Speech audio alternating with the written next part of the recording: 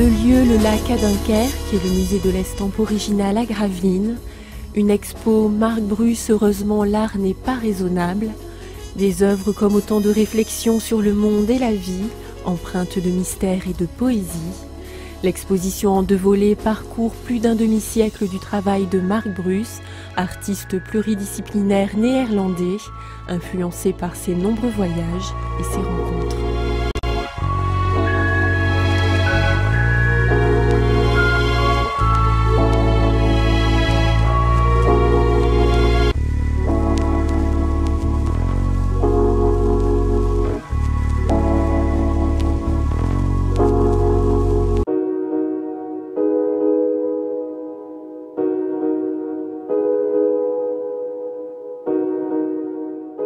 Il y a bien 2 périodes dans le travail de Marc Bruce, mais évidemment on le retrouve dans tout son travail.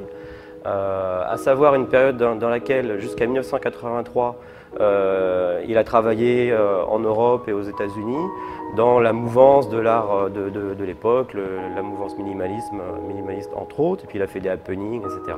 Par exemple, lorsqu'il était à Berlin, il a été très frappé par la présence du mur, cet enfermement, et puis il a constaté que les Berlinois eux-mêmes, il y avait un tabou autour de cette présence comme ça de ce mur, peut-être que c'était gênant. Et donc on retrouve ça dans son travail de cette période-là, où il utilise des chaînes, des barrières, des verrous, des cadenas, etc. Donc dans ce sens-là, par exemple, sur cet exemple précis, on comprend vraiment comment il est sensible à son environnement. Et puis à partir de 1983, eh bien, il découvre un nouveau territoire, on va dire une nouvelle civilisation. C'est la civilisation asiatique et il s'y rend à partir de 1983 en Corée. Et là, c'est tout son univers qui change et il fait un travail qui est beaucoup plus, on va dire, personnel, où il utilise donc les mythologies asiatiques, il utilise une imagerie qui est totalement nouvelle. C'est un artiste qui a su être en prise avec tous des moments des avant-gardes des années 50-60, que ce soit à New York, que ce soit à Berlin, et qui a connu certains des plus grands sages de l'art contemporain, que ce soit le musicien John Cage, le plasticien Robert Filiou, Daniel Spoeri, des gens comme ça, Raymond Hins, mais qui aussi est quelqu'un qui a été dans tout ça toujours profondément lui-même. Finalement, il y a des thèmes récurrents dans son travail qui sont toujours là et que quand il fait des occupations d'espace à New York, au moment où d'autres artistes de l'art minimal font des œuvres apparemment proches des siennes, lui le fait avec un vocabulaire et une entrée qui est la sienne.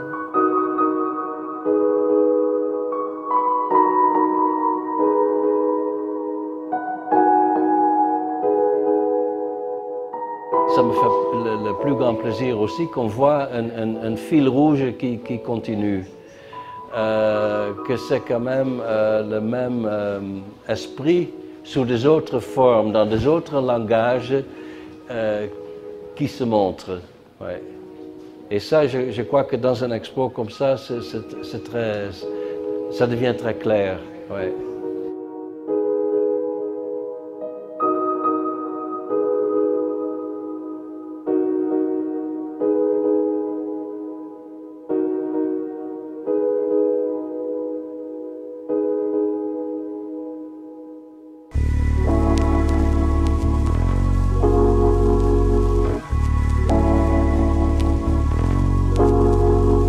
Par exemple, c'est vrai que c'est cet ensemble de lithographies, et pour moi, elle donne des clés très importantes du travail de Marc Bruce. Il les a réalisées à Berlin, donc il y a, je dirais d'une manière anecdotique, une référence directe évidemment au mur de Berlin, dans la division. Ici, ce qu'on voit très clairement, c'est qu'on a des horizons, on a un horizon de mer, on a un horizon ici avec une colline, et cette échelle qui est posée avec cette idée d'essayer de voir ce qui se passe derrière. Mais le derrière, en tant que spectateur, nous est inaccessible. Et je pense que ce que dit d'une manière récurrente l'œuvre de Marc Bruce, c'est que l'essentiel, il est caché, l'essentiel, il est inaccessible. Et je pense que chacun, au fond de lui-même, dans sa vie, dans son âme et dans son cœur, peut vivre ça, de voir que finalement, les choses les plus importantes sont des choses souvent qu'il faut aller chercher très loin en soi pour les découvrir et qui restent des questions. Et ça, cette inaccessibilité de l'essentiel, elle est déjà là. Il va, dès le départ, hein, donc dès le début des années 60, et donc à partir de 62, quand il s'installe à Paris, réaliser des œuvres en récupérant des objets.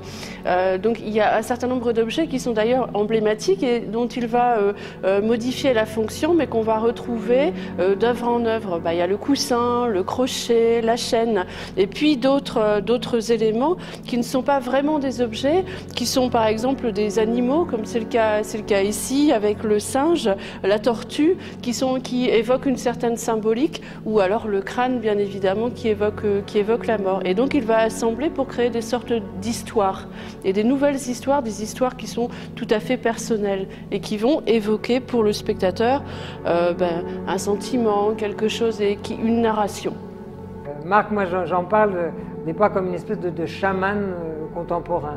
Parce que c'est vrai que Marc, il fait germer le sexe des femmes, il fait pousser des ailes aux pierres, il met des regards dans les nuages. Voilà, il y a un souffle, un petit peu comme dans la peinture à l'encre extrêmement orientale et chinoise. Lui part d'une espèce de souffle et d'un univers du dedans. Les choses ne sont pas des représentations extérieures, elles sont toujours liées à des intuitions très profondes et qui viennent du très fond de lui-même. Il est traversé par des énergies comme ça, sur lesquelles il ne met pas toujours de mots, mais c'est de lequel il met des images. Et donc c'est un espèce de langage sans parole, c'est aussi des questions sans réponse, parce qu'on est dans une période aujourd'hui où on cherche à tout prix à donner des réponses à des questions qu'on n'a même pas pris le temps de formuler. Le monde politique est très coutumier du fait. Et Marc, au contraire, lui, tout ce qui l'intéresse, c'est de mûrir les questions très très profondément en lui. Et ses œuvres nous proposent des énigmes plus que des réponses.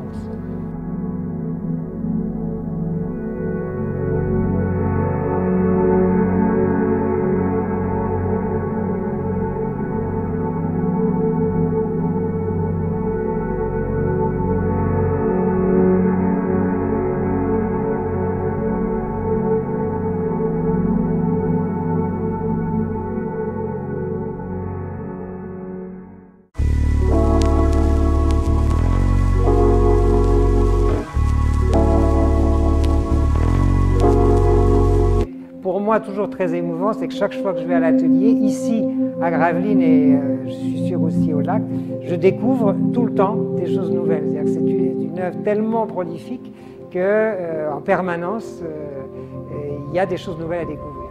Je crois que Marc Bruce, c'est quelqu'un qui est un petit peu un poète d'abord. Je crois qu'il faut bien.